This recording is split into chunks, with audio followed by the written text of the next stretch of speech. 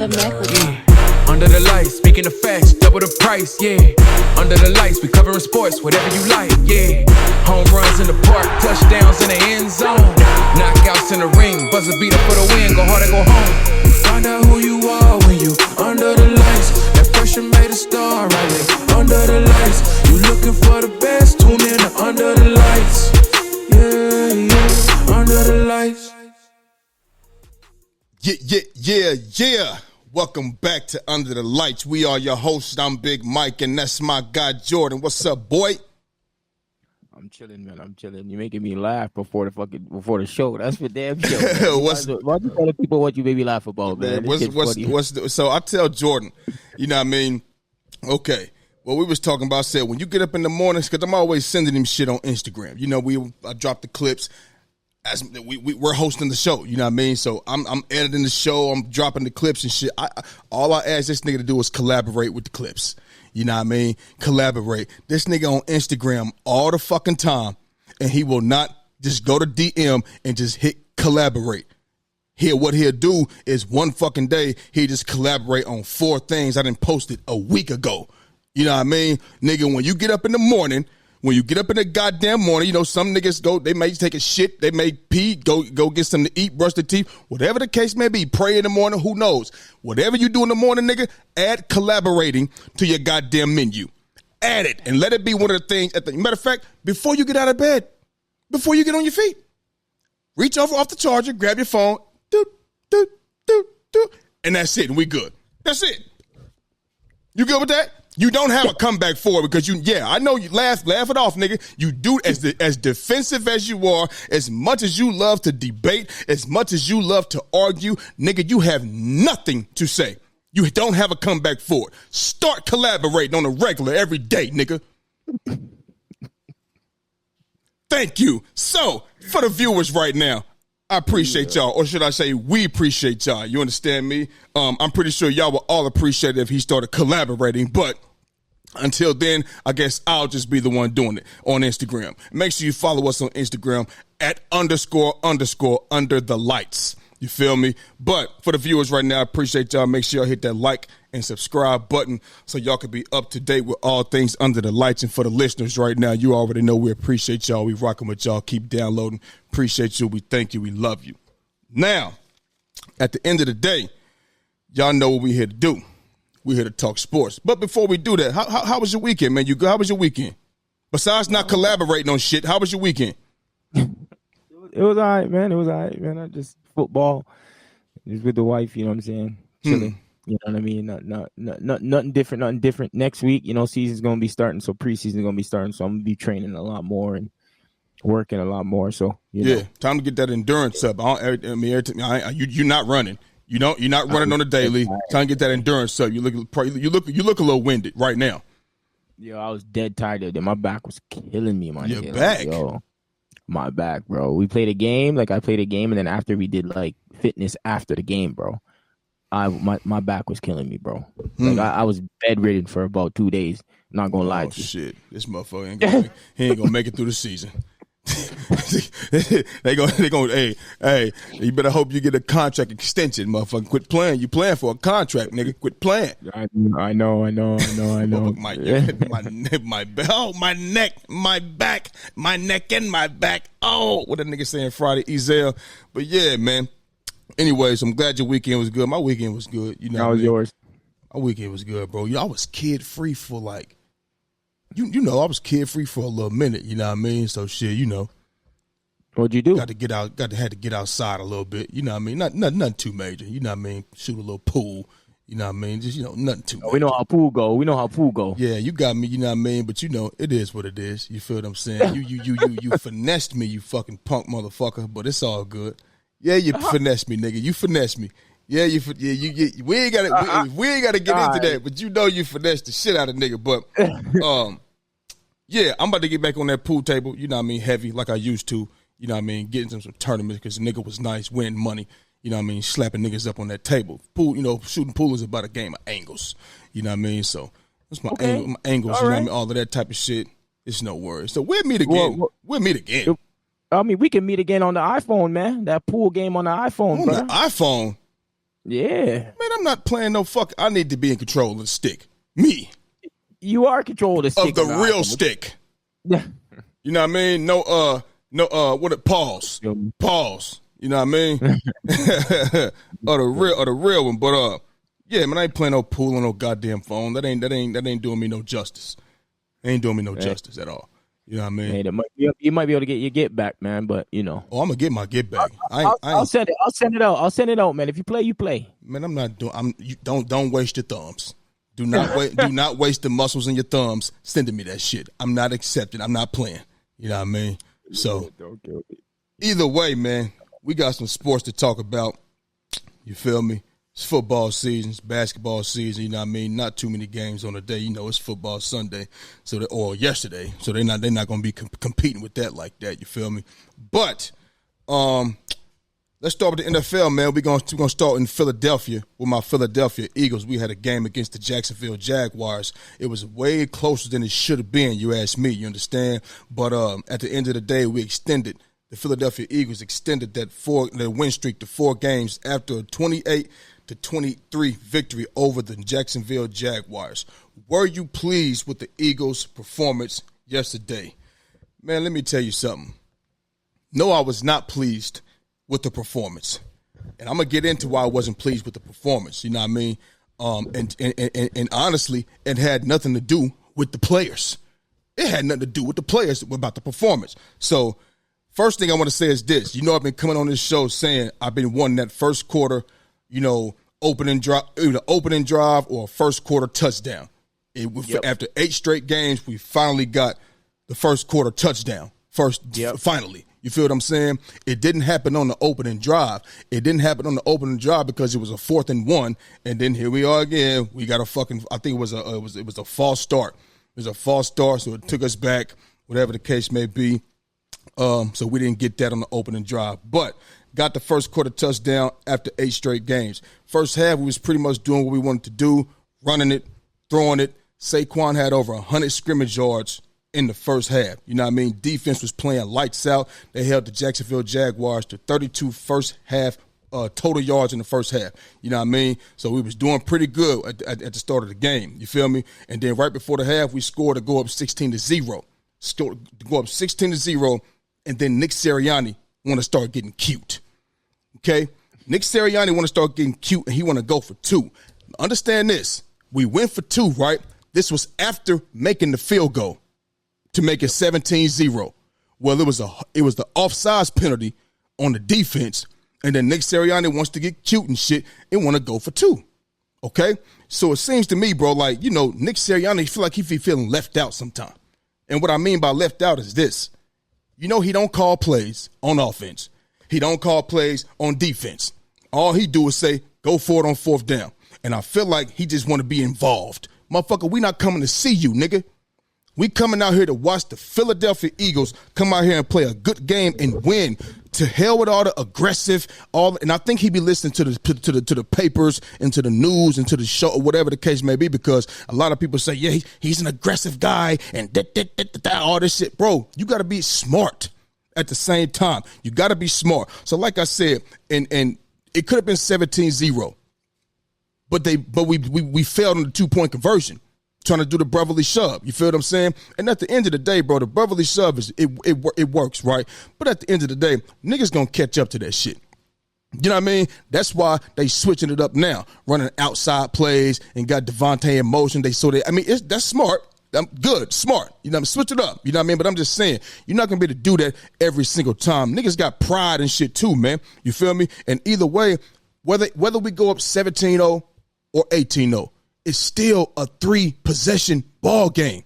Doesn't matter. It's still 3 possessions, whether it's 17 or 18. It's still 3 possessions. You know what I mean? And the crowd does he talk about that? What is with this 2-point conversion thing? Like, does he have like a reason behind it? Like, did he ever have that like say something? So look, this is what he likes to do. This is what he likes to do. If it's like last week he acted like he was gonna go for it. A 2-point conversion to get him to go jump off sides. It worked. You know what I mean? So they put us on a 1, boom. You feel what I'm saying? And so he did the same thing this week. did the same thing this week as well, but he hasn't really. He's only gonna say, he's the opportunity's there, and we feel that he gonna say the right thing, bro. He's not gonna say we shouldn't be doing it. I fucked up, but he only gonna say the right shit. I feel like this is our opportunity. We can go up and we can extend the drive and blah blah blah blah blah. Bro, it's still about using your fucking brain. It's still about using your brain. Take the extra point. Take the extra point. So we go into halftime with a 16-0 lead, and the crowd is pissed, bro, when he's doing this shit. They are booing. This is Philadelphia, bro. Philadelphia fans, bro, we don't give a fuck. We will boo your ass, man. It doesn't matter for doing stupid shit and putting our team in harm's way, and that's exactly what he be doing. But the Jags, so they came out and they scored and they convert on they extra 2-point field goal. Game was 22-8. You feel what I'm saying? But the turning point of that game was this, bro. The fumble? Saquon Barkley with that fumble. You feel what I'm saying? Yeah. So, and keep in mind, the first possession that we had after halftime, we scored, we fell on another 2-point conversion. That's 2 in a row.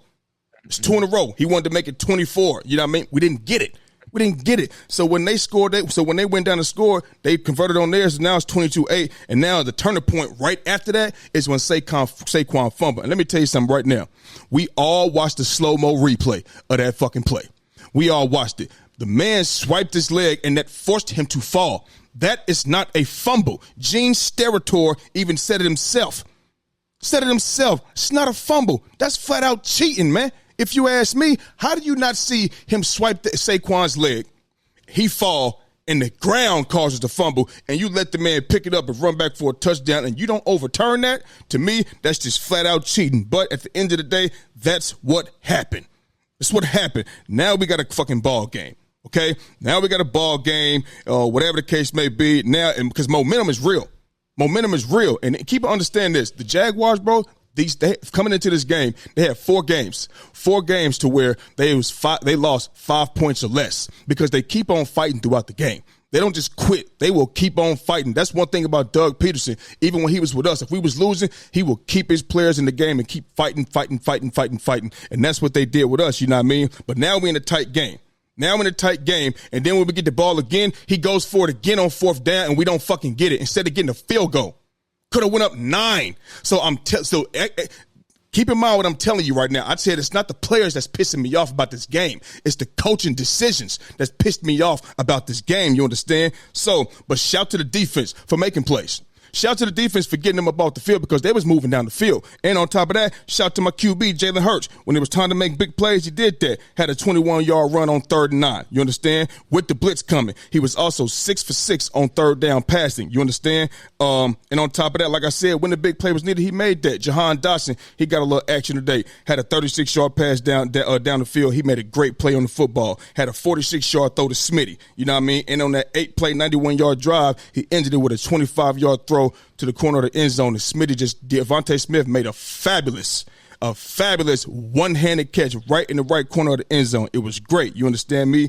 Four receptions, 87 yards and a touchdown. Hurts 18-24 for 232 touchdowns and 67 yards in the ground and another touchdown. Saquon Barkley, 27 carries, 159 yards and 3 receptions for 40 yards, a touchdown receiving and a touchdown rushing. But in a great play by Saquon that I wasn't a fan of like that. When he jumped over dude backwards, listen, it looked good. It looked magical. You know what I mean? I'm not a fan of that. Because he got fucking popped right after that in the back and in the front at the same time. And he went to the sideline for a few plays, stretching out his back and shit. It looked good, but you didn't have to do that. You didn't have to do that, bro. You got 1 more yard. We already had the 1st down. Yeah, you got 1 more yard and got your back blew out. You understand what I'm saying? What if that was a middle linebacker? Here you go. See? Yo! Here you go, man. Yo, that was crazy. Bro, that was crazy, bro. That was crazy. This is You could have said something else, bro. That was crazy. You know what? I don't give a fuck. That was crazy. And you know it was. And you know that was. No, I don't. In football. No, my God. Okay. In football, you get your back blown out by getting hit in your back with helmet and shoulder pads, nigga. You understand? So you could, yo, that was crazy. We live in a world today where we cannot say shit. Everything is is pause, all this other shit, man. Stop that, man. But anyway, man. We had it with the performance that the guys had. Devontae, Jalen Hurts, Saquon Barkley. You know what I mean? It was almost all for naught. It was almost all for naught because of dumb coaching decisions, man. Jordan, understand this. We left 2 field goals and 3 extra points on the board. Yep. That's 9 points. Mm-hmm. That's 9 points. We put up 28. Could have had 37-point outing. But because of dumb head coaching decisions by Nick Sirianni, we made the game more interesting than it fucking needed to be. You feel me? But we've been playing great, and it's little things like this that can derail us, and we don't need that. These 4 games, bro, these last 4 wins, we're on a 4-game win streak. Jalen Hurts, 12 total touchdowns, no turnovers, and 127 QB rating. And all that shit, you know what I mean, look good. But you remember how he talk about Jalen? You should talk about Jalen Hurts could be having a great game, and then boom, you throw an interception. And it just deflates what people think about you. You understand what I'm saying? So imagine in this game where time after time after time, Nick Sirianni is right here going for it on 4th down all the time, trying to do 2-point conversions, and it's not converting. How do you leave 9 points on the board? We don't come to see you, Nick. We come to see the team win. Now you got a motherfucker with the blood pressure monitor on, you know what I mean, about to go to ER and shit because my motherfucking veins about to bust. You're looking at the fucking game, pissing me off, man. So, listen, at the end of the day, big shout out to the defense. I'm serious, bro. Big shout out to the defense. Big shout for making plays all game long. And even when it was needed towards the end of the game, when Jacksonville started heating up, you know what I mean? They've been playing lights out. Zach Bond been playing lights out, been flying over the field. And Nakobe Dean. Remember I said I wanted Devin White over Nakobe Dean. Remember I told you that at the beginning of the season. You know what I mean? But he been playing well throughout this season, and he made the game-sealing interception in the corner of the end zone to seal the game. You know what I mean? So big ups to the defense. They played well. You know what I mean? But we cannot keep letting coaching shit, derail us like this, leaving points on the motherfucking board. Like, Nick Sirianni gets on my nerves. Nick Sirianni gets on my last nerves, bro. And I don't know if he's just too cocky or too confident. You feel what I'm saying? Mm-hmm. It's one of the two. Mm-hmm. One of the two. And I'm going to tell you right now, I'm leaning more cocky. I ain't talking 50-50 either. I'm talking more cocky than confident, because when you confident, you can still be smart. When you cocky, you're going to do what you want to do no matter what. You feel what I'm saying? And then the thing is this, towards the end of the game, at the end of the game, when the Jaguars went on their last drive, we missed a 57-yard field goal. Mm-hmm. Understand this. Why not punt it there and force them to drive all the way downfield and score? So you're going to kick the field goal right here for 57 yards, but you don't want to kick the field goal to get us 3 points. Doing dumb shit. You feel me? Is your kicker good? Jake Elliott? Jake Elliott? Yes, nigga. Yes. So then you believe in his quarterback then? Believe in his kicker then? Jordan, that's not the point. You can believe in your kicker. I want you to believe. You should believe in Jake Elliott. You should. Okay. He missed the 57-yarder, right? That's not the point. The point is you picked the hard field goal to make versus the easy ones to make to give us points. You passing up 3 points and you passing up extra points for 0 points. But you're gonna take this whole. Why not? The smart thing to do would be to punt the ball and make them drive 70, 75, 80 yards. Assuming the punt is going to end inside the 10. You don't take a 57-yard field goal and you miss it. Now you get him a 53-yard field. It was a 53-yard drive. That was it. If they would have 53 yards, that was it. That's all they needed to go score a touchdown. And they got down there. They got close. You guys could have stopped them. There was one third down play. I think, was it a fourth down play? Yeah. Where they got that. Jordan. Your defense was not bad today, man. Listen, it was good, man. It wasn't like. But listen, at the end of the day, you can't nitpick this game because it was lost with dumb coaching decisions. Whatever fourth down you're talking about towards the end of the game, whatever the case may be, all this shit could have been all wiped away if Nick Sirianni just takes the fucking points. Take the points. You cannot derail your football team like that. And this is week in, week out. Period. The smart thing to do would be to punt that ball, make him drive the whole field, and take the points. Stop going for it on fourth down all the time. You know what I mean? So I'm happy we won the game. I'm just not happy with how we won the game because he made it more interesting than it needed to be. No, for sure. You know what I'm saying? And before I go, A.J. Brown went out with a knee injury. He left before the first drive after halftime. You know what I mean? For our first offensive. So was it from that hit? I don't know. That I don't know. All I know is it's a knee injury. I don't know how bad it is. You know what I'm saying? So hopefully, you know what I mean? We going to need him moving forward. He already missed 3 games this year. So if he missed another one, it'll be 4. You know what I mean? We need players out here. Injuries fucking matter. I don't give a fuck what no niggas be talking about. It matters, my nigga. A.J. Brown is a superstar. You don't replace A.J. Brown. You understand what I'm saying? But hopefully, you know what I mean? Y'all got weapons, though. Y'all still got some weapons if he's not there, though. We do, but but understand this. A.J. is our big play receiver. That's our big play receiver. We got Devontae Smith. Great. Yeah, but Devontae Smith, he has what, 7 receiving touchdowns of at least 25 yards, bro. Devontae Smith is good. He is very good, but he gets diminished when you take A.J. Brown away because now you can do what you want. You can double team. Dallas Goedert still is out. He ain't been back. You understand what I'm saying? So Jahan Dotson, maybe he'll get a little more involved after he made the catch yesterday. I don't know. We shall see. But like I said about Jahan Dotson, he was in Washington for a couple years. They already traded him. You traded him within the division. You think the Ravens going to send somebody to the Steelers that's valuable? No.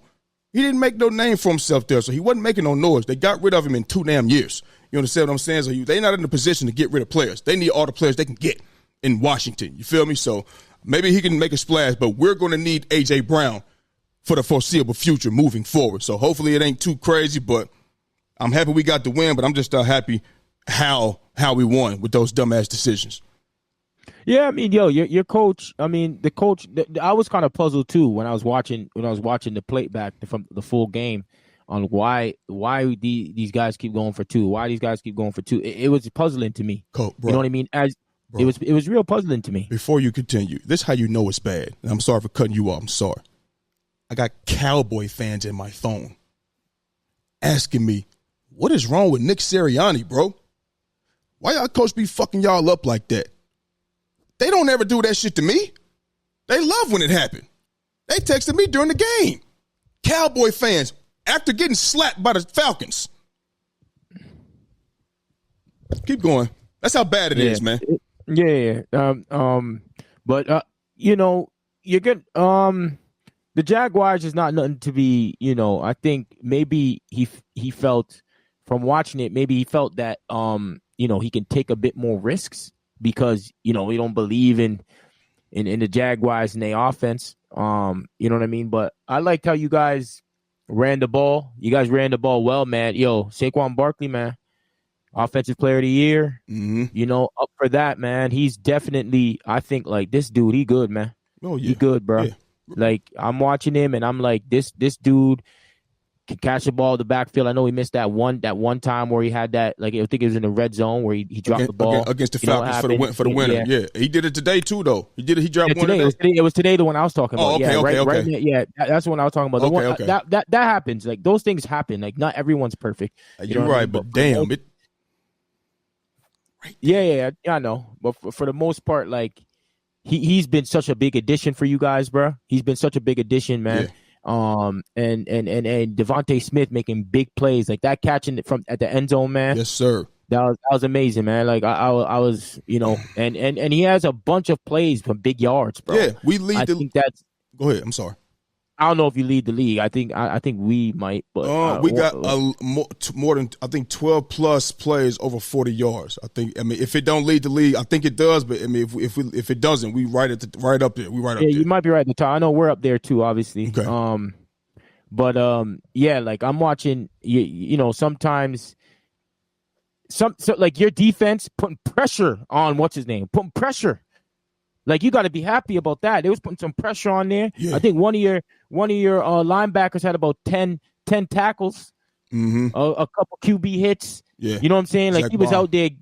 Yeah, he was out there doing his thing. So, you know, like, there's some positives from that game. You know what I mean? But and you would like to see that Jalen Hurts is not turning over the football, making timely throws. You know, There was a 1-2 throw where could have been intercepted.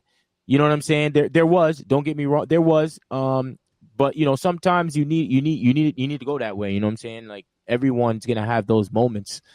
It was too high. He threw it to Smitty when it hit the ground. And dude got up and act like he's about to hit, like he ran it. Yeah, I know what you're talking about. It was too high. I know what you're talking about. Yep. Yeah. And maybe in a different game it might cost. You know what I'm saying? Like maybe in a different game it might cost you. So but ultimately you got to be impressed from your defense, man. Like I think that's the number, because I think you guys can put points on the board. Like especially from all the stuff that happened during the game, you guys would have had 35 plus points. You know what I mean? But so I don't think you do understand what I'm saying? Like you guys offensively were showing that you guys can move the ball. Obviously, you had some moments where you guys obviously didn't, and you guys, got some pressure on you and whatnot. But for the most part, y'all run game was solid. I think, there was moments in the pass game where you guys was fine. But I think the run game, like you guys were definitely solid, bro. They're definitely solid, man. And he was checking down a lot. He was getting his tight end involved. You know what I'm saying? Safety blanket there. Like he was doing this. Like I was impressed. Even though you see sometimes you're going to go through games like this. But it's good to see that you guys can move the ball, bro. In the first half, bro, you guys stopped them to nothing, man. They had 31 total yards in the first half. They had 1 first down. Yep. They had 1 first down. Yep. Like, that's crazy. You know what I'm saying? With 2 turnovers. Y'all at least getting some turnovers, too, from the defense. You know what I'm saying? And then obviously the last play of the game where we intercept the ball in the end zone. Yep. Right? Like I think at least you're seeing these things, and that's improvements. You know what I mean? And I think maybe 21 minutes of time of possession in the first half, 17, and maybe you can get more points from that. But especially because I think you guys had some good field position. You know what I mean? Where I think you guys could definitely have got more points. But ultimately, man, I think it wasn't bad, man. Watching the game, and I was really impressed with Saquon Barkley, Jalen Hurts, and your tight end, and also the defense, man, putting a lot of pressure on there, because I think that's really important. Because if you can get pressure on a quarterback, that messes up a lot of things. You understand what I'm saying? It forces turnovers, it forces interceptions, it forces them not to get into their routes quicker, not to get into their routes. Like I think putting pressure on the quarterback is one of the biggest things. So I think you should be happy, man. Like of course not with the coach, but in terms of how your defense looked, you know what I'm saying? I think you should be at least happy, man. Like I said, it's not the play. Players. The players that pissed me off. It was Nick Sirianni. You feel me? And before we move on, couple things. I am, you know me, I don't like coming out here giving praise, for things that's done to teams that are really not good. I don't. You know that. Whether it's basketball, whether it's football. You know what I mean? So if you blow their ass out, all right, cool, you did what you're supposed to do. If they trash and you good, you blew them out, you know what I mean? All right, you did what you're supposed to do. But the defense and the pressure, we had 13, 14 sacks in the last 2 weeks, the Browns and the Giants. Well, the Browns is the most sacked team in the league. You know what I mean? The Giants, we know what they represent. You get to Daniel Jones anytime you want to. You understand what I'm saying? And today you can walk through and get to Trevor Lawrence as well.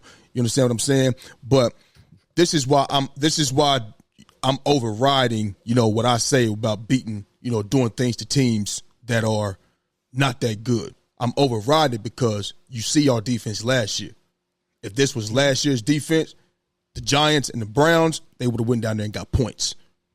The Jacksonville Jaguars would have done a demolition on us today. You feel what I'm saying? So knowing where my defense was, where our defense was last year, third worst or bottom 5 and all those type of categories, nigga, I'm pleased with that. Because last year they still would have scored. So yes, I am happy with that. Defense, get the pressure, but I still, want to see it, you know what I mean, when the better teams come, you know what I'm saying, because that matters. Competition, if you could, it's like you can't go to the YMCA, drop 40 on niggas on a nightly basis, and then go with a real hoopers and you got 3 points on a nightly. You know what I'm saying? So keep that same energy so we can know what it's really like that. It's really like that. And the check downs. What I realized with Jalen Hurts, and this is just from my analyzation, I could be wrong, whatever. When Jalen Hurts used to be back there patting the ball and shit, waiting for the deep ball, the big play. He kind of cut that out. And I think that's comes with Kellen Moore being the offensive coordinator, because when he wasn't checking the ball down like this last year with Brian Johnson. He wasn't doing that. Okay. Now, Super Bowl year, yeah, he would check it down or make the big play or whatever the case may be. But but like last year, trying to look for the big play, and he kind of cut. And even earlier this season, even earlier carrying over to this season, still was waiting for the big play. You feel me? He wasn't doing. He ain't really doing that no more. He's taking what the defense give him, checking down, not putting the ball in harm's way. When my fear today, I was like, okay, we getting down here close to the end zone, and I know that. And you get down in the red zone, the field gets condensed. You gonna want to play two. They was playing a lot of cover two down there in the red zone. You know what I mean? So when you play a cover two, they trying to keep everything in front, so they can if you make a throw, they go out there and just make the tackle, keep it in front of them. But when you run cover two, you try to hit them up the seam, up the middle of the field. You understand what I'm saying? Now I'm like, okay, I don't want him to force nothing on the way down to getting in that area. He wasn't forcing anything downfield. Nobody was open. Sometimes last year he'd throw that motherfucker anyway. Try and be Superman and shit, and then we got to pick. You know, whether it's a tip or whatever, and it's a motherfucking pick, nigga. You feel me? He ain't doing that no more. So he was taking what the defense give him, methodically moving downfield on that drive, man. We got a touchdown on one of those drives, but it was an offensive pass interference on Johnny Wilson. You know what I mean? That's one of the new guys, you know what I'm saying? So he a rookie. Yeah, I seen that. Yeah, he pushed off, you know, he did. He pushed off, but it was right up the seam, though. Right up the seam where it was supposed to be, and it was the right place. So I'm glad that he making the right plays, making the right throws. He not forcing nothing and shit like that. So all wild, he tucking that ball. So I'm happy about that. And shout to the tight end too. What's going on is Kellen Moore is doing what works best for that tight end. You feel me? And that's what you're supposed to do. I'm not going to have you go out here running Dallas Goedert's route. You ain't got Dallas Goedert's speed. You don't have man-to-man beating ability like a Dallas Goedert. And Dallas Goedert's not the best man-to-man beater, but he can beat man-to-man coverage. But what I see Kellen Moore's doing with Grant Calcaterra, he's doing what's best for that tight end. So it may not be something way downfield or whatever the case may be, but he can hit you short and then get some yak yardage after that and get us the first down. So I see the little changes, you know what I mean? So I like that. I like that too. Five targets, 5 catches, man. Sure hands showed that at least. But I think it's also great that you guys had a lot more running plays than passing plays, right? Yeah, y'all ran the ball 46 times. Yeah, you know what I mean. Like you guys really run 237 yards to your total. So that's some good balance, right? 237 on the ground with 230 in the air. Yep. You know, looking like Baltimore Ravens, but that's good stuff right there. Yeah. You feel me? So. That's a good balance. Yep. You know what I mean? You got 5.9 an average for Barkley, man. And that's what we didn't have. We just had. I don't even want to bring up last year no more. But goddamn, last year Brian Johnson was a boy. Anyway, moving on. So I'm happy. You know what I mean? We got the win. Just not happy with the way we won with the coaching decisions. You know what I mean? But hey, 6-2, we on to Dallas, man, next week. That's gonna be a tough one, man. Hey, we built for tough games. No Prescott, man. He might win the game. But keep going. You said what now? He said no Prescott. Dallas might win the game. Keep going. Oh, get better without him. Yeah, I mean, but shit, yeah, man. So we on the Dallas. We'll see what it do out there down there in D-Town. So sticking with the NFL, moving on. Yes, sir. The Baltimore Ravens got a bounce back win in a big way against the Denver Broncos, 41-10. 41-10, doing what they wanted to do, did a demolition on the Broncos. Jordan, give me your thoughts on this game, Playboy. Hey, man. Love the way my team looked in that game. Good bounce back win, right? You had a Denver Broncos team that, to be honest with you, I think their record is kind of skewed a bit, you know what I mean? Because who they played, they didn't have any great wins. You know what I mean? Like, I don't think they had any great wins, but it was still 5-3, right? Like you can be, you can not be 5-3, you know, you can be losing games, but they're winning games and they had one of the best defenses in the NFL going into that week. Yeah. And we showed them that, man, it's hard to deal with us, man. You know what I'm saying? The personnel is hard to deal with us. Even Bill Belichick, I know if you watch, you know, all the stuff that he's on, he talks about it too. It's difficult to deal with us because you don't know if you want to go You want to go big or you want to go, you want to go small. Because if you go big, we could do certain things with you. Because we got Isaiah Likely, we got Angie, we got Ricard, we got obviously got D. Henry. You know what I'm saying? And with the big, depends what you want to do, what you want to set up with. And in this game, man, our defense definitely did well today. 100% did well today.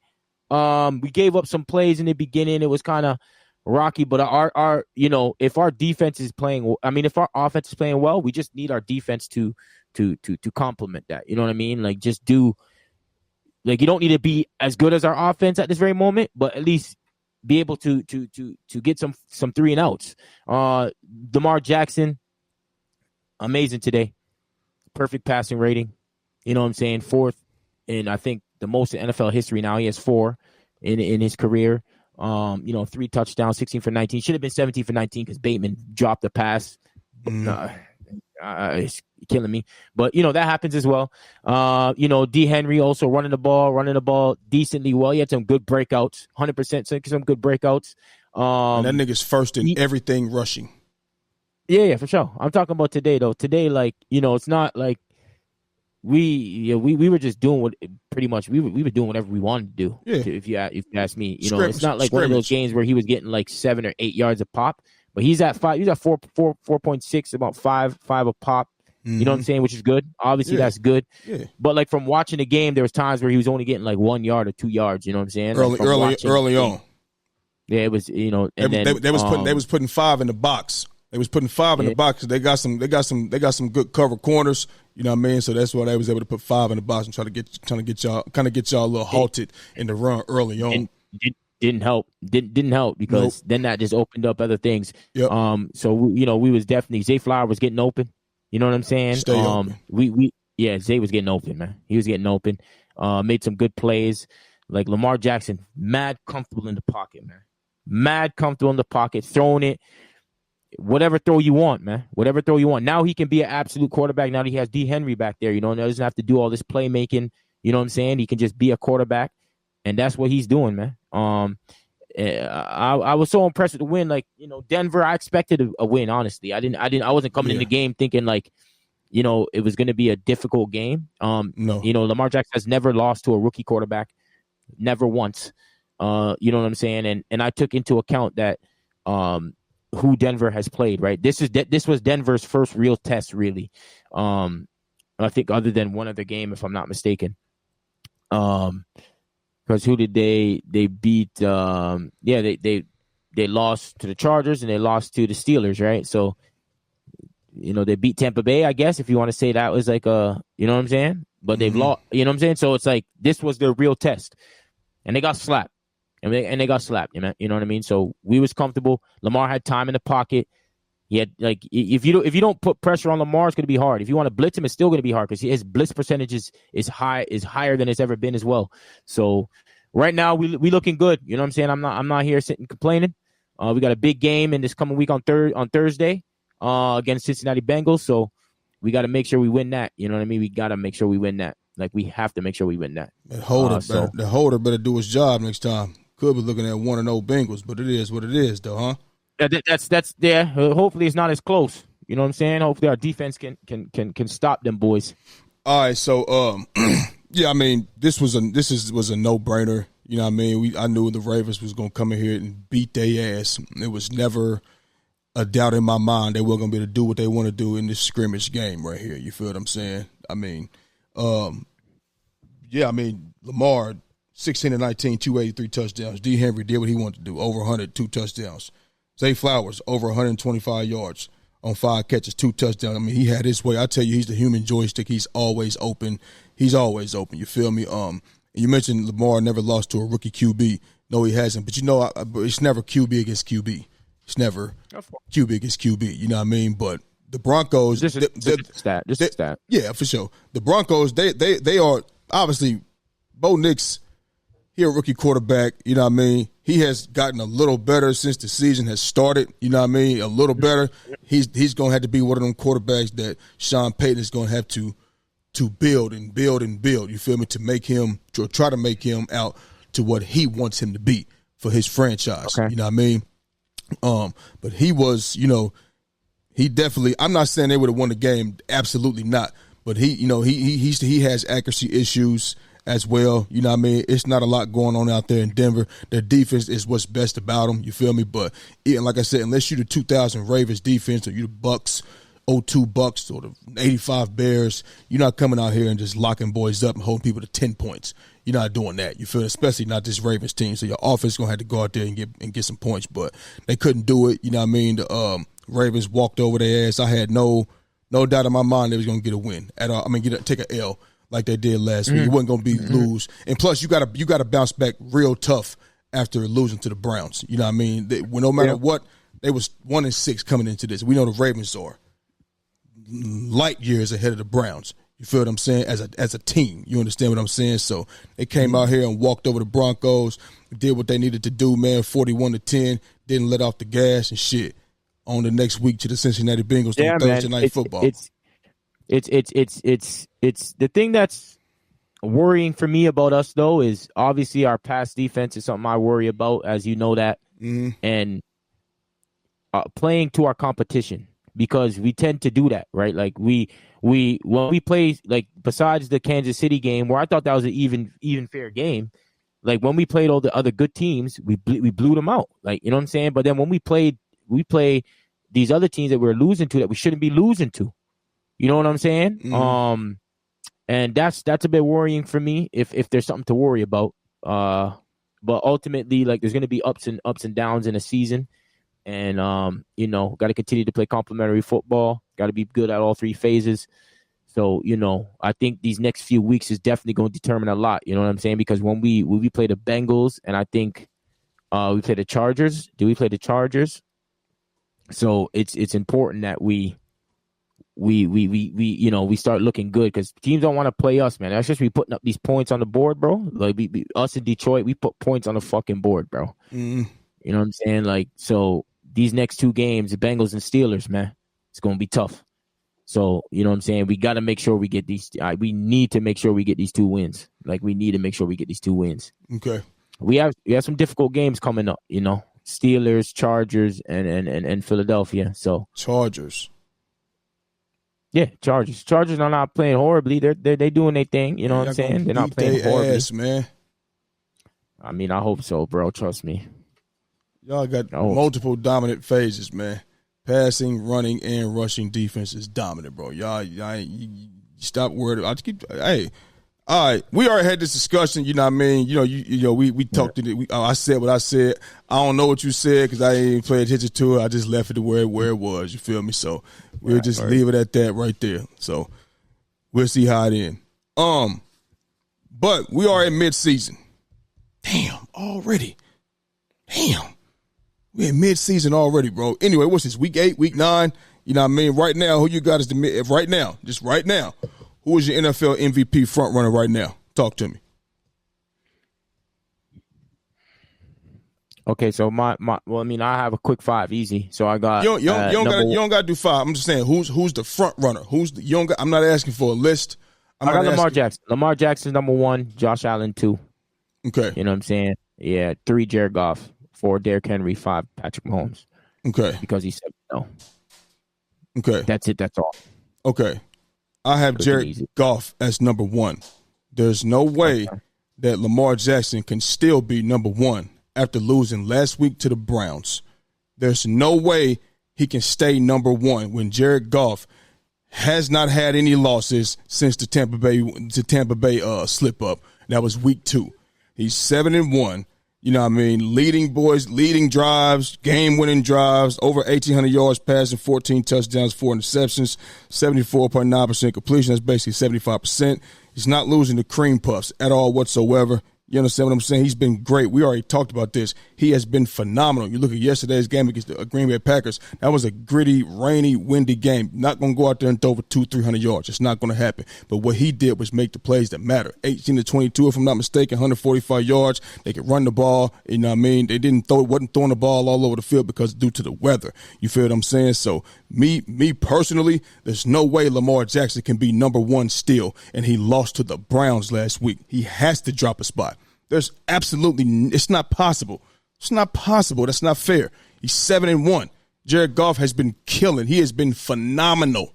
Phenomenal. We're not saying Lamar Jackson haven't been phenomenal. He just lost to the Browns, though. Nah, bro. I got Jared Goff at number 1.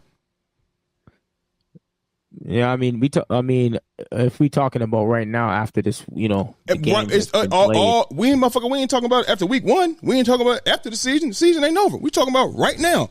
Mid-season, now. I got Lamar Jackson, 22 TDs, 2 interceptions. Bro, but listen, bro. Yeah. You don't think that's the fan in you, man. There's no way you could have him at number 1 after losing, man. I'll tell you. He don't drop one spot at all. I'm gonna tell you this. We have, remember the same thing when we were putting those things on Instagram. We put those things on Instagram, and Twan jumps in. Right? Twan jumps in. Put what on Instagram? Remember, we do our collaborations, and then I think about one of the MVPs. Right? Did you collaborate on any of those? Did you collaborate? Did you collaborate on any of those? Yeah. You Twan sure? jumps in. Because you got little. You got more to. You need to. You know what? You need to start scrolling up that damn DM every fucking day. I'm gonna say it again in the middle of the show. Every day, and just start hitting accept on everything, because you know and I know that you have not accepted on every damn collaboration. Do it. Yeah, you're right. Now listen, this nigga Twan talking about Josh Allen at that moment in time was MVP of the league. He was drunk when he had 2 straight bad games. He was two drunk. Straight bad games. He wasn't drunk. He just messaged me yesterday and was saying I stand like that's what it was. He must have Josh been. Allen. You know what I'm saying? What I'm saying is he must have been drunk, high, something.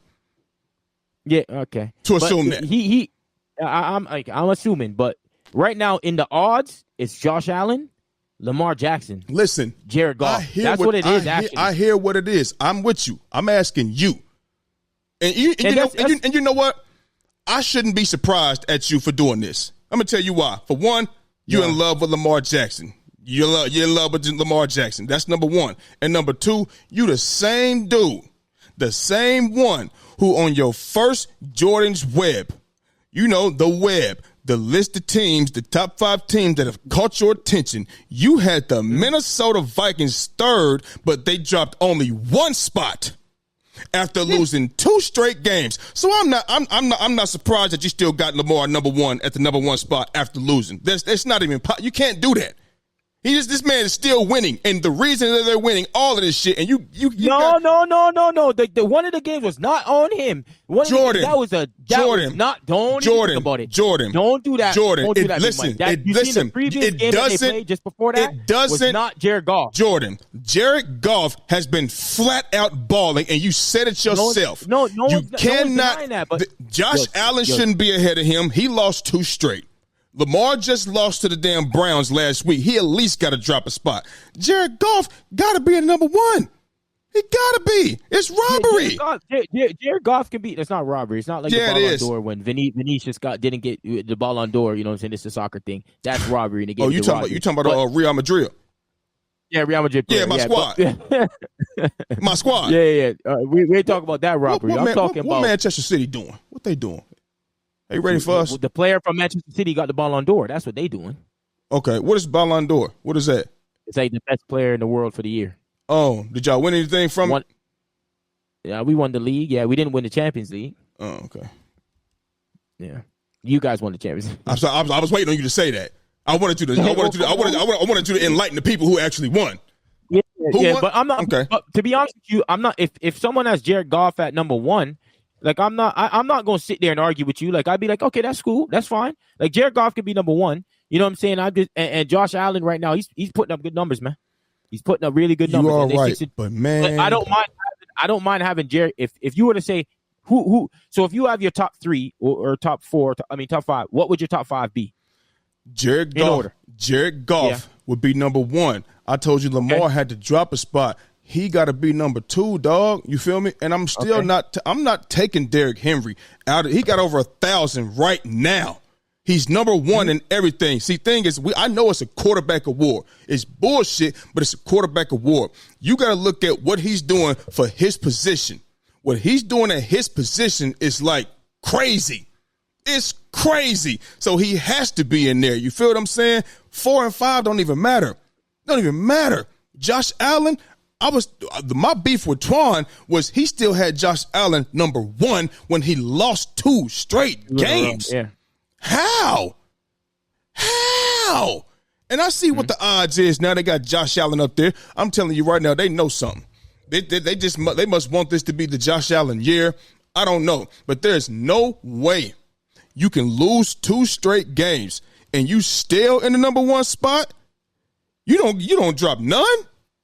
Even when Pat Mahomes was up there and he had 6 touchdowns and 6 interceptions, I'm like, whoa, how's he number 1? So it's all fugazi to me, man. But if we're putting, obviously, if record is also something to do with it, then I can have Jared Goff number 1 for sure. I really don't mind because he is balling out. Like he's balling, not bro. Like, he's definitely balling. But it's like if it's going to be like what's making you pick Goff over a Lamar is the record of the Detroit Lions. If it's the play, because both of their play is amazing. Not only that. What's his name's play right now? His is probably above what's his name. He has more touchdowns, less interceptions, more rushing, passing. Like he has everything, bro. Like everything, bro. Lamar Jackson. So it's not like so far fetched to be like it can't be Lamar. But I understand what you're saying. I'm not sitting here saying that I'm like disagreeing with you though. Yeah. You know what I'm saying? Like if you want to put Goff number 1, bro, that's cool. You know what I'm saying? Especially his team is 7-1 and they putting up crazy numbers in terms of scoring, right? They scoring their points and their schedule. They've been beating up on teams, right? Yeah. They've been winning some games. So I'm not going to sit here and argue with you for that one for sure. I'm definitely not. If I want to be real, I'm like, you know what? I can put Jared Goff 1. So I can throw Lamar. That's not a problem. That's definitely not a problem. All right, that's cool. That's cool. That's cool. I would say like if he loses a game though, bro. When you lose is important. Yeah. Because if Lamar doesn't lose any more games, but then Jared Goff loses the game and he ends up 15-2. Yeah. And Lamar ends 14-3, and Lamar has more touchdowns and more yards, more rushing yards, more everything. Then it's going to be like they might have the voters fatigue, or they might go to, you know what I'm saying? If it's voters fatigue, then they might go to Goff. But if there's no voters fatigue, then I can see what's his name getting it too, though. So you understand? So you saying if it's 14-3, 15-2, you basically saying right at the end, if Lamar's still winning and Jared Goff take an L, that could be the difference maker right there. If it's those two, that's still the top. Yeah. Okay. Yeah. I'm with you on that. I think I can agree with that. If you, it's like you might be leading the race in the 400 meter, but at the end you might have slipped a little bit and I passed you. You feel what I'm saying? Or you may have fell, or you may have didn't have a wind, and I came up at the end and boom. So I'm with you. If you're looking at it like that, I'm with you. I'm with you on that. Cool. Now hold on. You remember at the beginning of the season, me and you was like, I said Saquon was going to be have a better season than Sam Darnold. We was talking about guys that was going to have a breakout year. You said Sam Darnold, and I'm talking Saquon because you're like, okay, we know we've seen Saquon, but his shit hasn't been consistent. You know what I mean? And I think behind with us, you know what I mean, he could have a great year. He's off to a great year. Who would you say is having a better year so far right now? Ooh, I would probably that's hard, man. I'd probably give it to Saquon at this very moment. Okay. Because right now, Sam Darnold, it's not like he's having those explosive games like before, if you're just being honest. Mm-hmm. So I'm gonna give the edge to Saquon Barkley, especially in the past couple of weeks recently. What has he been doing as of recently? Saquon, because Saquon right now, like this last game, Saquon 159 yards. Sam Darnold against the Colts, he wasn't looking that great now. No. You know what I'm saying? No. And a few weeks ago, he wasn't looking that great either. You know what I'm saying? Obviously coming off of those losses. So yeah, he's definitely, I would say he might be ahead of him. Yeah. You might be on top of this one at this very moment. Okay. But Sam Darnold's up there though. No, Sam Darnold, if we with both of those guys, we talking about, somebody else may win, you know what I mean, have a better breakout year. Who knows? But we talking about just from us, from what we was talking about. You feel me? Yeah. Saquon is 157 carries, 925 yards, 6 touchdowns, and 5.9 yards a carry, basically 6 yards a carry. You know what I mean? So you asked what he was doing. That's what he's been doing. You feel me? He's been doing very, very well, getting active in the pass game as well. We know he could pass the ball. Where's he at in receiving yards? We know he had a 20-yard. He had the first touchdown against the Jags, the first touchdown of the game yesterday.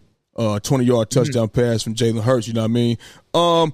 He's 25 targets and 20 receptions for 146 yards receiving. You know what I mean? So that's 7 yards of reception, 2 touchdowns. The longest is 27 yards. So, I mean, 25 targets, 20 receptions. You got to take into account, you know, maybe it was in the flat. Maybe he got tackled. Who knows? Whatever the case may be. Everything's not always downfield for a running back. You know what I mean? So, yeah, I mean, he been getting money out there in the field, man. So, I got to give it to yeah, who are you giving it to? I got to give it to Saquon, too, because like you mentioned. Right now? Yeah, right now. I got to give it to Saquon because like you mentioned, Sam Darnold, like the big plays he was having early on, it's not like that. We still got Saquon out here. He's making big plays, and towards the end of the game, you know what I mean, he can kind of close the game for us. He's kind of our closer when it comes to running the football. You feel what I'm saying? So right now, with the way he's going, I got to give it to Saquon so far right now. That don't mean, we don't know what can happen within these next 8-9 weeks. We don't know. You know what I mean? Yep. So right now, definitely Saquon.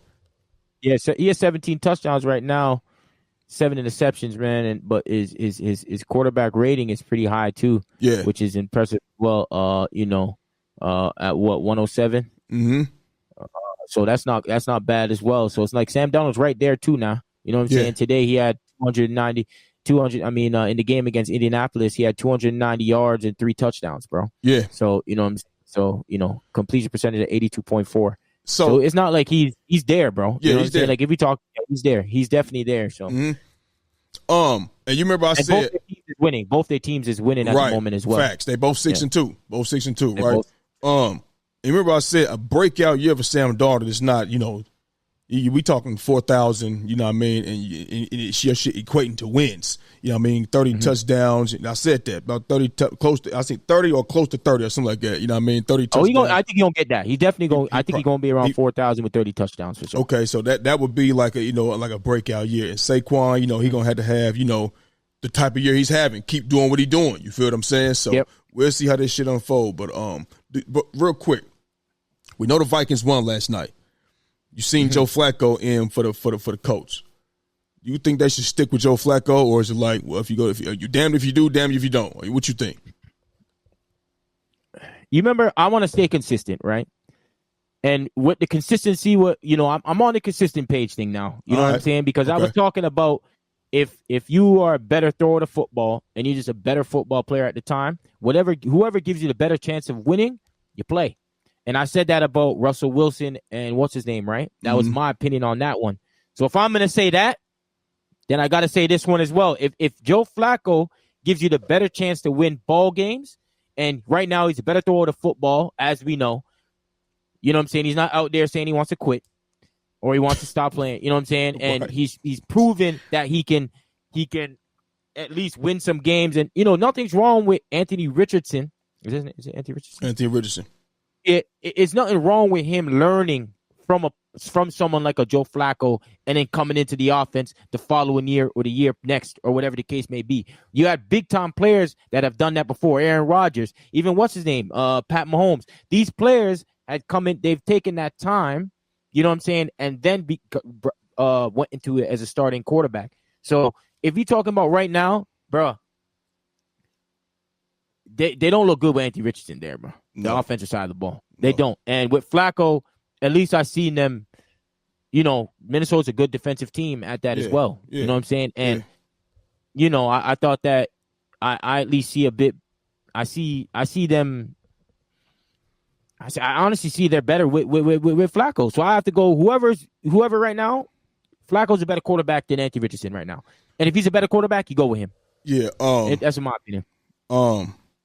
There's people here in Naptown, man, that's saying, you're going to bench the young guy. And, Peyton Manning had 28 interceptions his first year, and then 18 again, and 18 again, and, all those. He did, you know what I mean? But, man, they don't look good with dude, bro. I said it was a horrible pick. I was never high on it. He wasn't that good at Florida. They were 6-7. He was 6-7 at Florida, bro. 6-7. His throwing ability is terrible.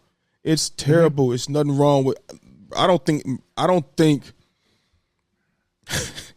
they're gonna resign him, bro. I'm just telling you, man. After this rookie deal, yeah. Next year is year 3. Okay, I don't think it's going to be Yeah, wasn't he hurt the first year or no? Yeah, he was. He played 4 games but only finished 2 because he got hurt, right? Well, you in here this now. You here now. You here now. You here and you got your spot taken. Mm-hmm. So, obviously, you know, they want to see what the finished product is going to be like. So, they're going to keep you. But I'm saying it ain't going to be no don't be having your hand out for extension after year 3. Well, I don't want to play my last year on the no. No. We're going to franchise tag you, Playboy. And if not, we're going to get rid of you. But I told you before, they need to look for a quarterback. They need to look for they need to look for a quarterback, bro. Because if you stuck with Anthony Richardson, me personally, I don't think he's going to get that much better. You came in not being able to throw like that. I know he can throw far. We know he's a big, strong kid. We know if we playing in the hood, if we at the park in the hood, nigga, that nigga might be Michael Vick out there. Hell, he might be Peyton or Tom Brady with wheels, putting the ball everywhere. Or who was a deep ball thrower? Whoever, John Elway, Dan Marino. He might be them if you can just throwing it far. But when it comes to touch, Michael Vick's a good one, man, because he can throw that shit far. Michael Vick got a rocket launcher. He got a motherfucking goddamn. Oh my God, he got a rocket launcher. One of them RP or propeller guns, nigga, RPGs. You feel me? Poof, that's what he got. You feel me? Yeah. He might be that. But when it comes to putting that ball in certain areas of the football field, that's going to take touch and accuracy. He ain't the guy. Only thing he can do better than Joe Flacco is run. Joe Flacco he's never been fast. He's never had speed, ever. He didn't need it. He do it with his arm.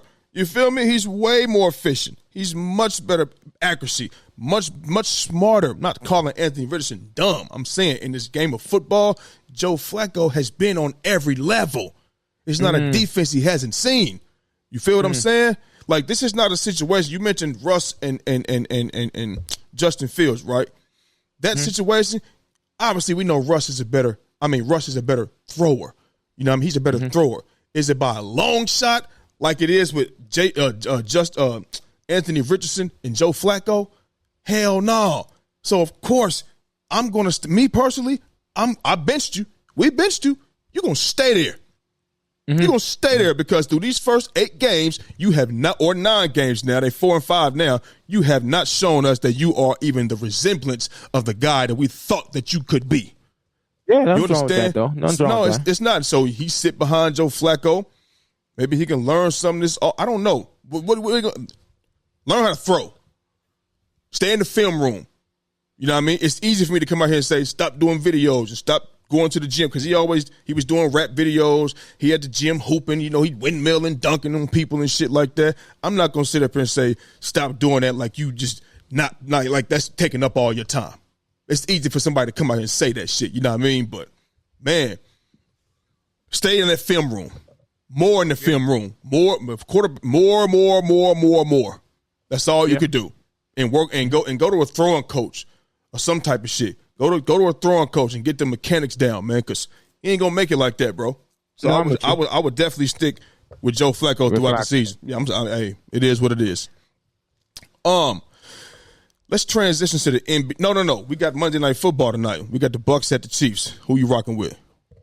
I got the Chiefs, man. Yeah, the Buccaneers is way too injured, man. Yeah, and I wonder what Mel say the injuries don't matter with Mike Evans and Chris Godwin not in the game.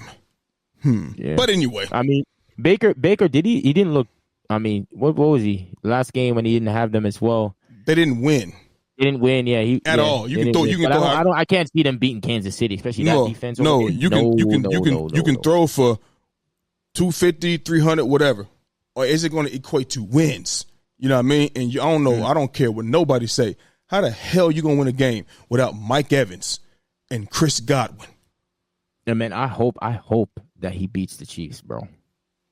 I don't want the Chiefs going undefeated, bro. I really They're not gonna go undefeated, man. I need us to get the number one seed, man. Well, you had it last year, man. Now they want it this time. You feel me? So yeah. I mean, it's not really gonna matter. We still we have to that really doesn't matter to me as long as we go all the way through. But I'd rather be it at the, in both. Yeah. You know what I mean? Yeah, I'm with you. I'd rather be at home too, but shit. the cook. I mean, let the chips fall at where they may. You know what I mean? Try to keep stacking up wins and shit, bro. But yeah, I got the Chiefs. You know what I mean? That's a no-brainer. You know what I mean? Like I said, I just wonder if Mel thinks that Mike Evans and Chris Godwin just doesn't matter. The idiot shit I be hearing. I'm not even entertaining that shit no more. I think this. This is what I think. It's where I'm gonna go with Mel on this specific part. If we talking about a specific player, so like if you see Pat Mahomes, he doesn't have as much weapons now, but you're still kind of saying he should win. You know what I'm saying? Who? And maybe it's due to, he has the best coach in the league, you know what I'm saying, or whatever the case may be, which helps him. And he still has a tight end that's very reliable, right? And then someone like a Josh Allen who doesn't have as much weapons, but you still expect them to win the games. You expect like the top QBs or the top players to win those games still. You know what I'm saying? Like Lamar, Pat Mahomes, Josh Allen, what's his name? Joe Burrow. Like you still expect them to win despite what they have in ways. Do you understand what I'm saying? Like I think when you're great, those are kind of expectations that you kind of are just put on. You know what I'm saying? But what is that saying? Heavy is the head that wears the crown. Yeah.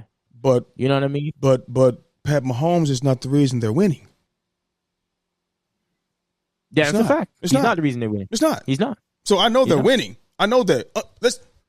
Let's put this, because you can't compare football to basketball when you're talking like this, right? Because you got a defense that comes on the field to play, and you have an offense that comes on the field to play. You know what I'm saying? Yeah, agreed.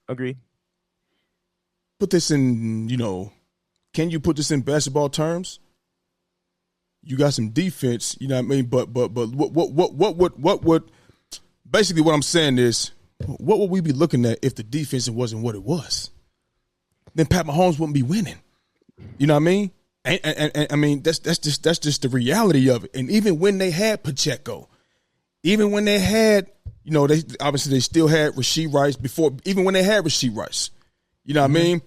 It was the defense. Obviously, Travis Kelce been there. It was the defense that was getting them wins. This is true. This is true, Big Mike. But take this in, though. Remember when they got rid of Tyreek Hill and they were like, "Oh shoot, they don't know if they're gonna be able to." And he still kind of got the job done. Yeah, and it's not like their defense then was the best defense. Also, but I think because when you talk about basketball, keep going. Go ahead. Let me cut you off. Because talk about basketball too, right? Take this in what I'm saying too. Now, there's a difference between someone like a LeBron James and let's say a Steph Curry.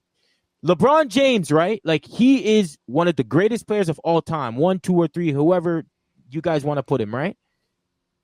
When he was in his prime, he was so good that he can make a team with less play. Let's not say that don't have.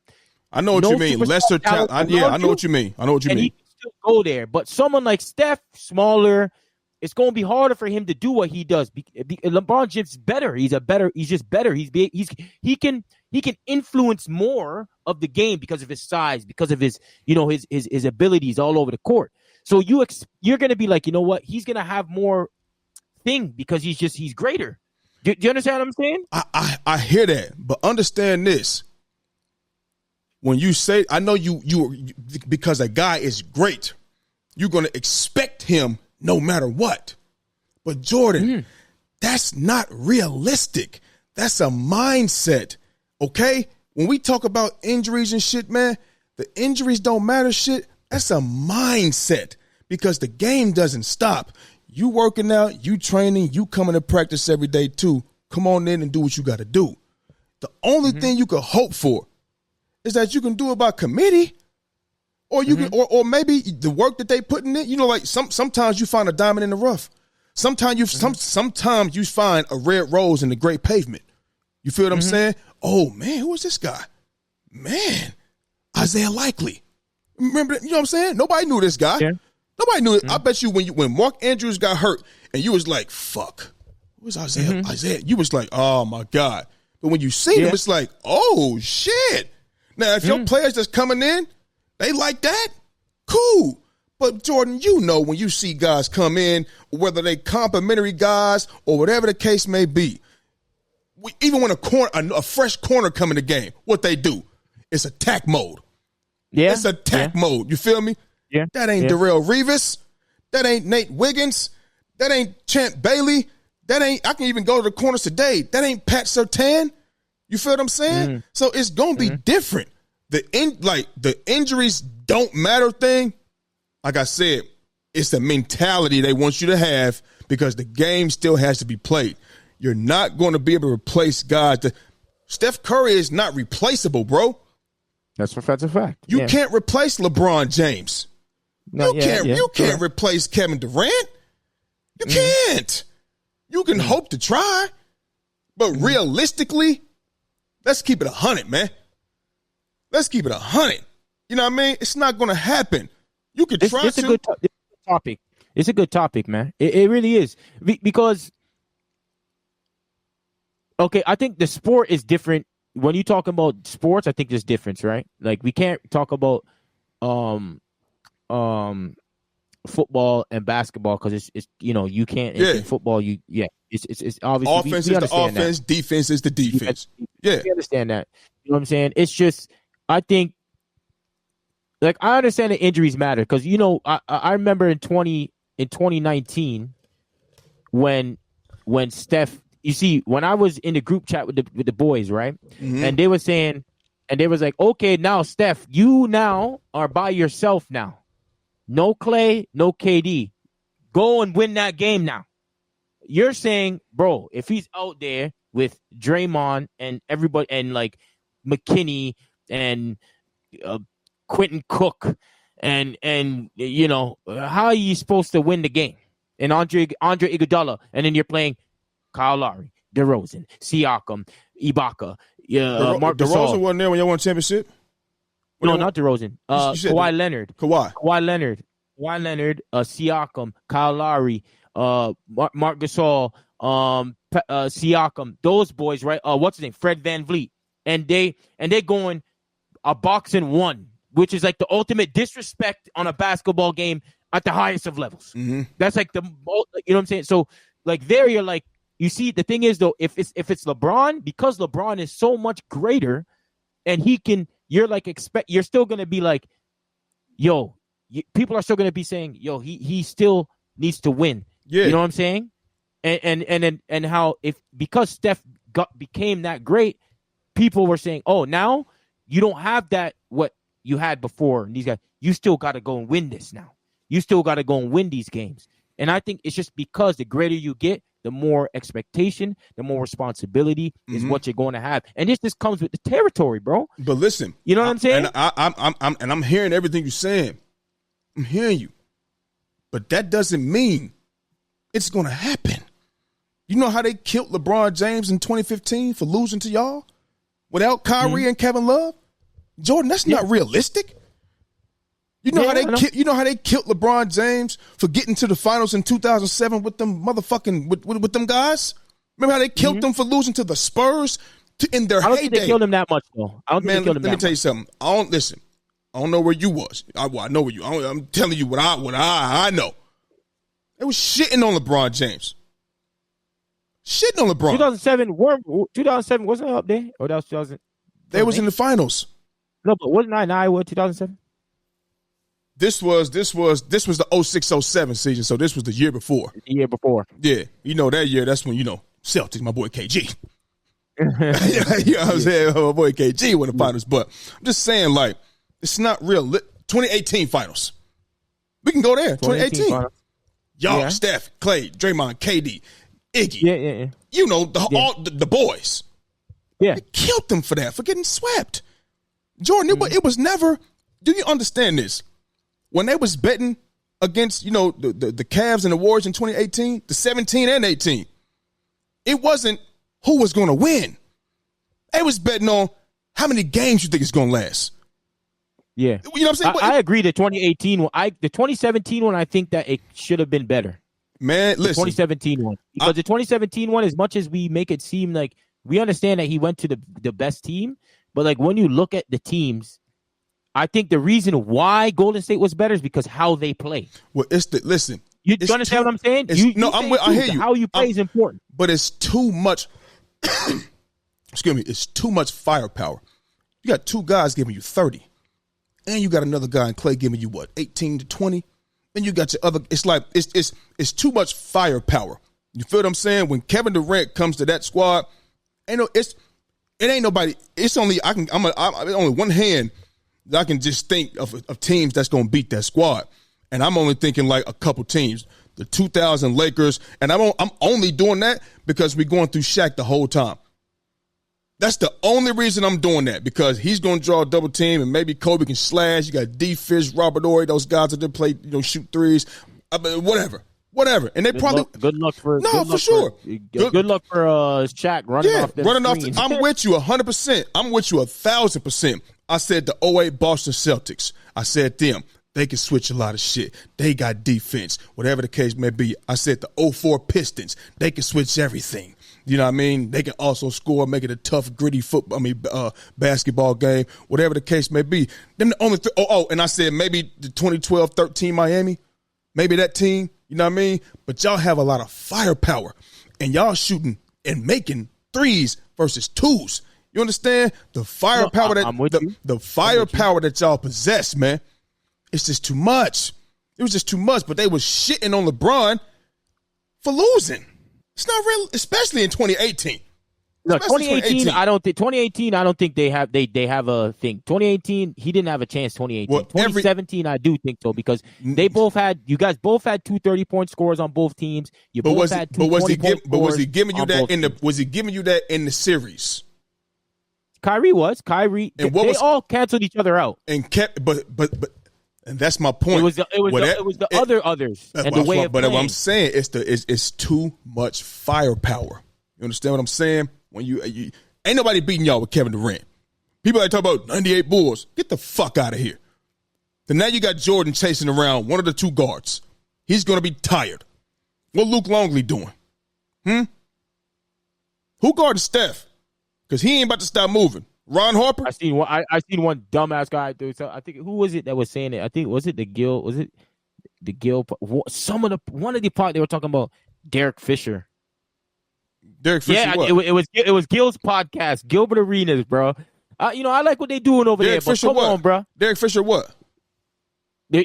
Kenyon Martin or someone was saying like, yeah, Derek Fisher's on Steph. Like, what? Well, if they played the Lakers, yeah. I mean, look, what they're looking at is this. Derek Fisher is one of those guys that's built to chase you around because he don't have a lot on his shoulders. Maybe they're looking at it from that standpoint. Maybe they are. Come on, bro. But I don't think. You know what I mean? Crazy, nah, but I don't. Really? He's not about to shut him down. That's not about to happen. That's not about to. Not to me. You know what I mean? He's still gonna get some money. You know what I mean? But it's no secret that Derek Fisher can make it tough on him.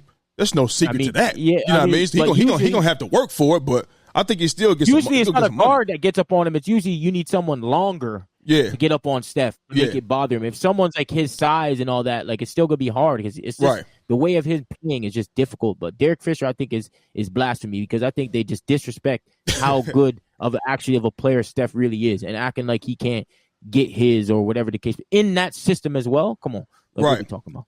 So where this is, all this is coming from. We talk about injuries and stuff like that for the people that's wondering. You know what I mean? We talk about injuries. My Sixers, Philadelphia 76ers, are off to a 1-4 start to the season. Now, Paul George is set to make his comeback tonight against the Phoenix Suns. Can they get on track and get a win tonight? Listen, bro, honestly, I don't know. I ain't never seen Paul George with my team. And you know me, I'm not a big Paul George fan. I'm not a believer in Paul George. If Joel Embiid is not on that court, I'm not a believer in none of those guys because I've seen my team without him. I've seen him with them, and I've seen them without him. You feel me? So this is what I want to say. I know y'all like to bring up Paul George making it to the Western Conference Finals back in 2021. I think they should have beat the Mavericks. Luka was what was he in his third year? Was Jalen Brunson, what was he, a rookie? Second year or some shit? I think they should have beat the Mavericks. Did they play the Jazz after that? I think they should have beat the Jazz. You feel what I'm saying? They were a better team than those teams, if you ask me. You know what I mean? But that's But he was by himself, though. I hear you. I hear you. You know what I mean? Was he by himself? I know Kawhi wasn't there. But who? Yeah, Kawhi wasn't there. I know Kawhi wasn't there, right? but who? I forget who was all on that roster, but I think Kawhi was the only one that was missing. But even still, it's 1 year. I got multiple instances of Paul George. I could take it back in 2016, first round exit. When he was with the Pacers, first round exit to the Raptors. He told the Pacers didn't want to be there.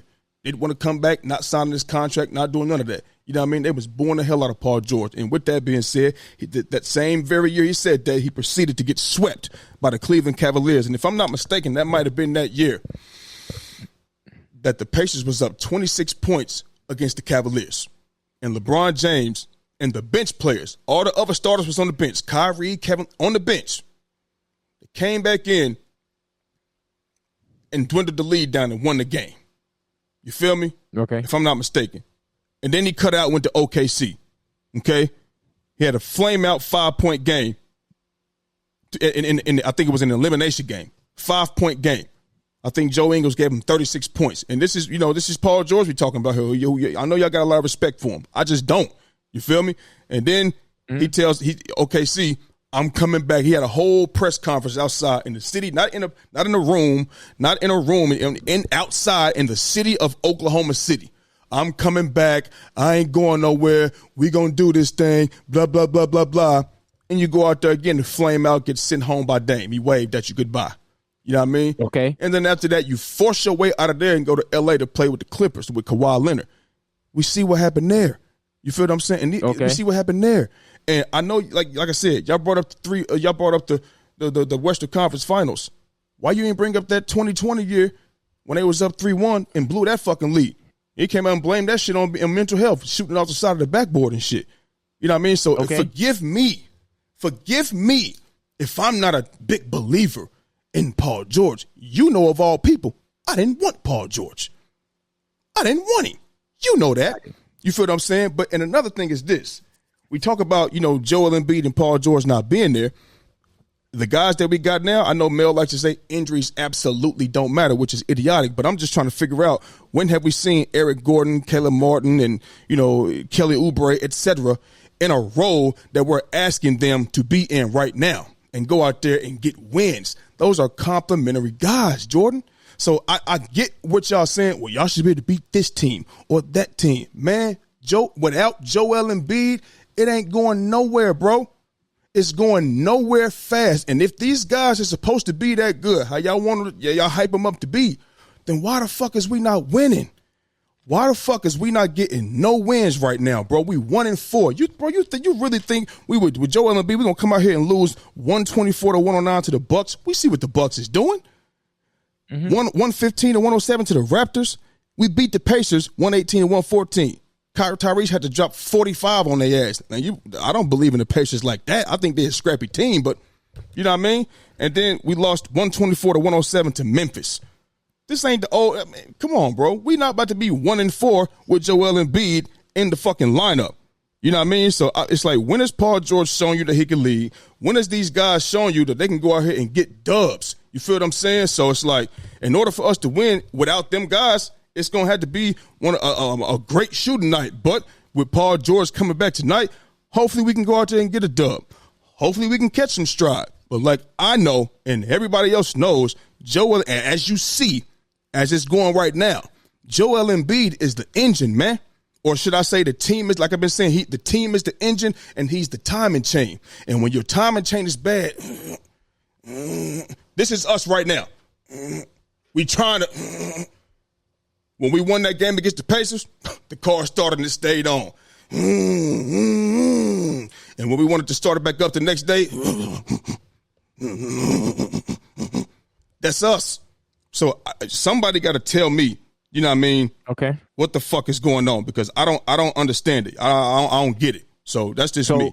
So who do I think? I can, if Paul George coming back, you got some hopefully that brings them with some more enthusiasm. They get hype, you know what I'm saying, and they get a victory. I think they're gonna win today against. Are they playing the Suns? Yeah. Yeah, I think they're gonna win against the Suns today. But is it in Philly or is it in Phoenix? I think it's in Phoenix. Okay. Keep talking. Keep talking. I'll look it up. A win. I think they got feeling gonna win. I think they're gonna get a win. But let me dive into my take on this. Okay. Okay. For me, remember in the beginning of the season, I had Philly number 2 team in the whole thing, right? Number 2 team in Phoenix. Because keep going. In Phoenix, I had Philly the number 2 team because I think that they have great role players and they got some veteran role players, they got some young players, and they got an MVP candidate in Paul George, they got an All-Star in Paul. They added multiple players, bro. Whoa. MVP candidate. They got an MVP player in Embiid, and they got All-Star caliber player in Paul George and Tyrese Maxey. You said MVP PG at first. No. Okay. No. Joel Embiid, if I was mistaken. Okay. Joel Embiid. Now you have Kelly Oubre, you have Martin, you have the French guy Wembanyama, you have Kyle Lowry, you have friggin' Reggie Jackson, you have man. There's so many players over there. Eric Gordon, right? Like they got when that whole team is all together. I feel that they have the roster that can beat a Boston. They have a roster that can be a number 1 team in the Eastern Conference, right? Now, you saying it's dependent on coaching. I'm with you. Your coach is who? Nick Nurse. He's supposed to be a good coach, right? Coming from Toronto and what he did over there, right? He's supposed to be a good coach, right? Stop looking at that goddamn 2019 year when they beat the fucking Warriors and KD and Clay was gone. Just let it be known. Yeah, you're damn right. They were all Come gone. on, bro.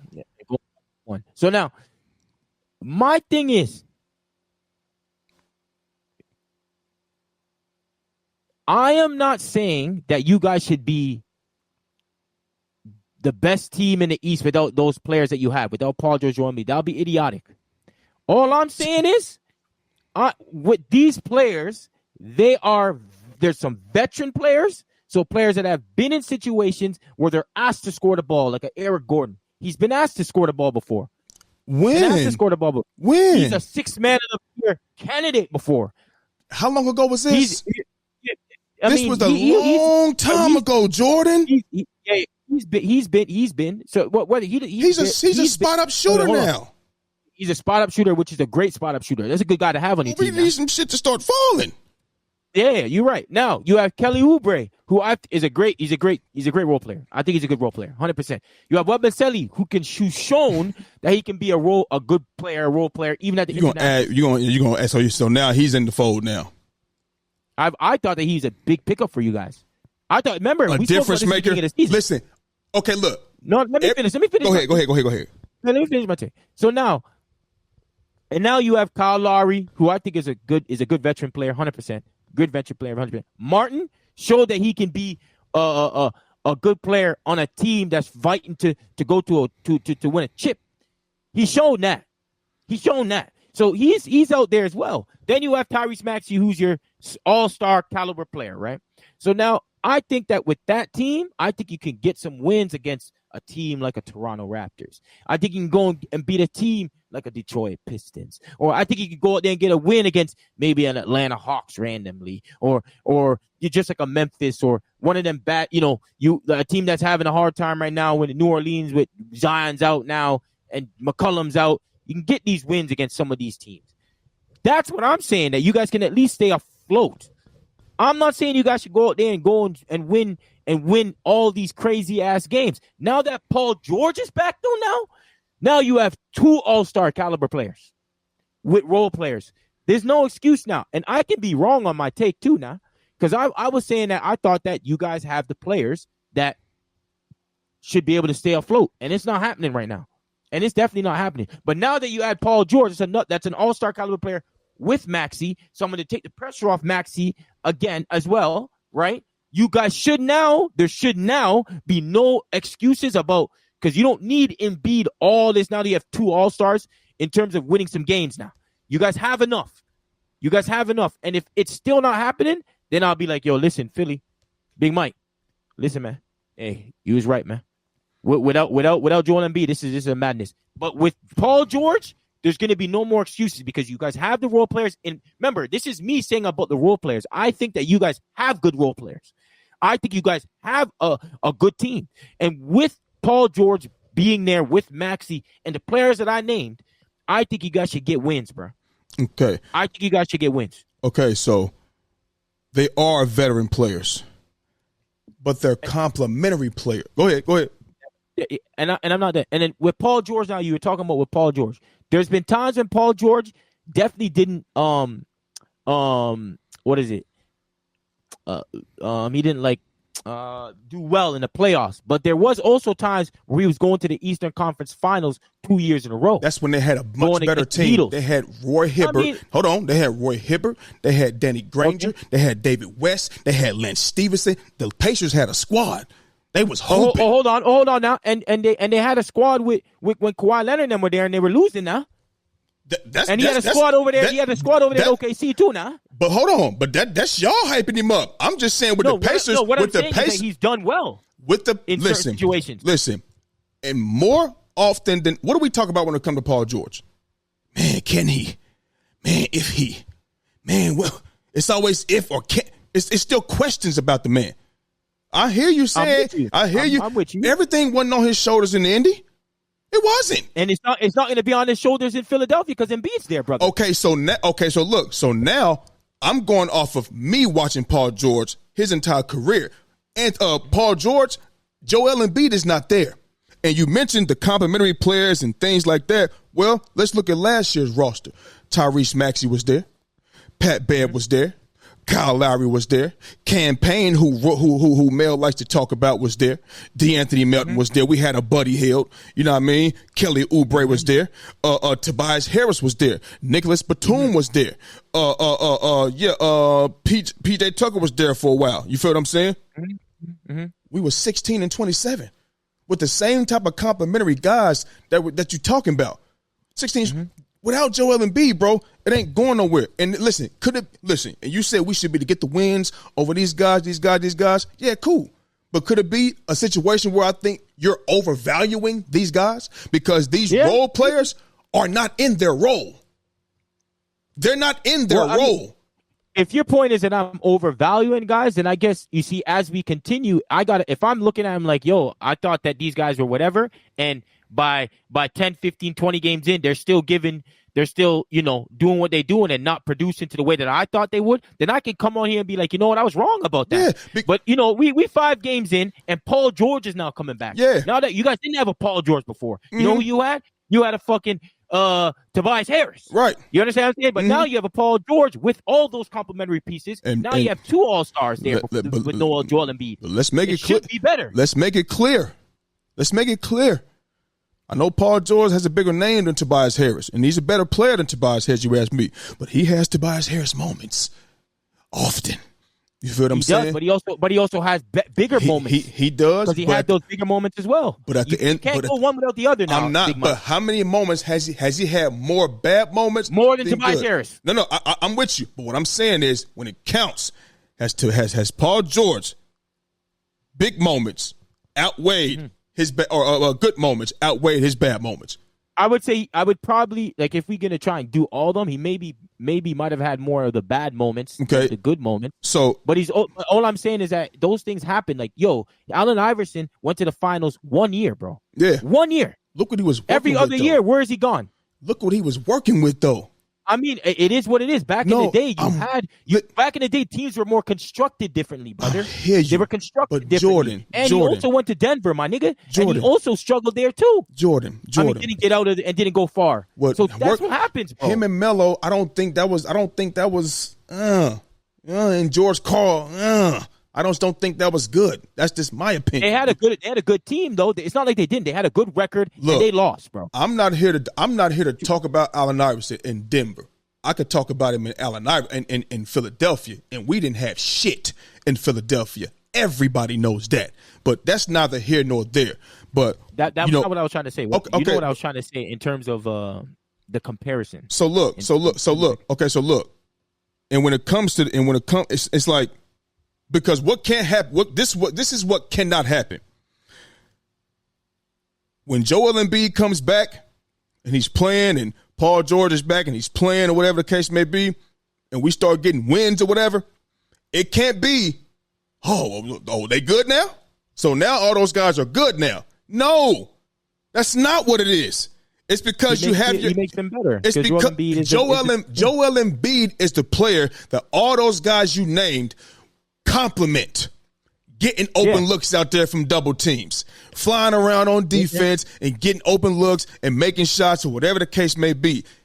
I'm not saying he's making players. I'm saying he makes it a lot easier for those type of guys to do what they need to do. 100%. You understand what I'm saying? Players. So it's like, players do, right, but okay, but you can't. I'm not saying you can't act like Joel Embiid is not replaceable. And I'm more so talking about that. He's not replaceable. I'm more so saying that to Mel, even though once before, last year, when we was talking about the Ravens and shit, you looked into this camera and said injuries don't matter. And I'm going to go back and get the clip for you. You know what I mean? And you have switched. In what instance? I'm going to go back and get the clip. I'm going to go back and get the clip and bring it on here and let you hear it. You know what I mean? Okay. But like I said, man, when he come back and start getting wins and shit like that and we looking good or whatever the case may be, it can't all of a sudden be, oh, yeah, I told you those players are good. No. Because they wasn't winning before he got back. So now what if they start winning when Paul George is back? Then maybe that's Paul George effect. Maybe like you said, maybe he's playing well and he's opened it up for other players. But in order for that to happen, he's going to have to start drawing double teams now. And getting the ball and getting open looks to those guys. Because penetrating the lane and getting kicks or whatever the case may be. Now you have another dimension because now you got somebody like Paul George who can give you 20 to 30. I don't know what he was averaging last year, but he can give you 20 to 30, which is what we missing right now. So this is the thing. It's an obvious thing where if a great player comes back to your team's like Paul George being there is better for the team. Yeah. You know what I mean? Yeah. And so I'm like, tell that we to Mel. all know that the Tell team that is to better Mel. with better Tell players. that to Mel. No, but Mel just trolling. We know that the team is better with the better players. But what I'm saying is because I was overvaluing the players that y'all had. I think that's what y'all doing. But I'm trying to tell y'all, you got to stop. You can't. Those guys are not what they're not. Well, now like that. Yeah. Well, right now you can say that you're right at this very moment. Okay. You right? Like what? That's why we talking here, right? That's why if we do the podcasting and you make a prediction or whatever, and then what's happening right now is that if they were 4-1, I can be like Philly, Big Mike, I told you so. Mm-hmm. But now that they're 1-4, you can be like, hey Jordan, what did I say from the beginning? Look what's happening. Mm-hmm. So you're right at this very moment. You feel what I'm saying? Mm-hmm. We can have this conversation. And I can be like, you know what? Right now, I might have overvalued them, and it's looking like they are not like they're not as good as what we thought they were, or the coaching is not as good either. You know what I'm saying? Like you said. Yes. So now, if Paul George comes back though and they start winning, then it's clear that they just needed more star power. But tell that to Mel. You know what I mean? And I also want Mel to understand. You know, my sleeper team. Before we get up out of here, my sleeper team, Orlando Magic. Mm-hmm. You remember I said they're gonna be a sleeper. Paolo Banchero, he's out. 4 to 6 weeks, right oblique injury. 4 to 6 weeks. They're on a 2-game losing streak right now, getting clapped. So we'll see how much injuries matter in his 4 to 6 weeks and see where the Orlando Magic could be once he get back. Since injuries for sure. Don't matter. No, because like I said, with you on that that's one. The most, that is the most dumbest statement in the history of all sports. So this is I don't know what clip you're gonna say, but this is what I'm vividly thinking is if I'm talking about injuries don't matter, it's going to specifically come down to if someone says injuries don't matter with one part, but then if my team wins and my team's hurt and they're saying no, then I'll be like, I thought you said that injuries don't matter. That's what I'm going to come because I'm going to try and call out the hypocrisy. Because that's the only time I'm going to be like, yo, so if injuries don't matter, then what about my team that was injured? Then whether or not you think that just because he played, you can play hurt. You know what I'm saying? And you're still not, you can maybe put up 25, but you're still not the same player because we've all played with injuries. So it might not have the same impact, but at the end of the day, I hear you, Jordan, but at the end, keep going. I'm sorry, keep going. Yeah. So if I probably can assume what I was saying and it'd be, if injuries don't matter, then it has to not matter all across the board, not just for when it fits you. You know, you understand what I'm saying? Yeah. And that is what I agree. But if I think if I had KD, Steph, LeBron, and all KD, Steph, and them, and one player is injured, it's easy for me to be like, we're still gonna get the job done. Like Steph right now, Steph's out, and we've won what 3 in a row without him. You know what I'm saying? We just beat Houston without Steph. Y'all have a nice system saying? though, and y'all have shooting. You feel me? Yeah, we have a nice system. That's true, but still, it's not. We still don't have a superstar player. We just have a bunch of role players. I'm with you, but y'all system is what's getting y'all through. In the shooting, our system is number 21. That's the system. That's the system. You can set up everything you want. If you plug that shit into that socket and it don't light up, ain't nothing going on. You know what I mean? But and before we go, like I mentioned earlier, when you got players that come in and you don't even realize a drop off, like I talked about Isaiah Likely, I think that's when you can say injuries don't matter. If you got somebody to come in and fill in and you don't understand it. I mean, not understand it. You don't even recognize that the guy you had in there is gone. You feel what I'm saying? But you see the drop off, you see what's going on. It definitely matters. Everybody that comes in like that is not going to be that guy.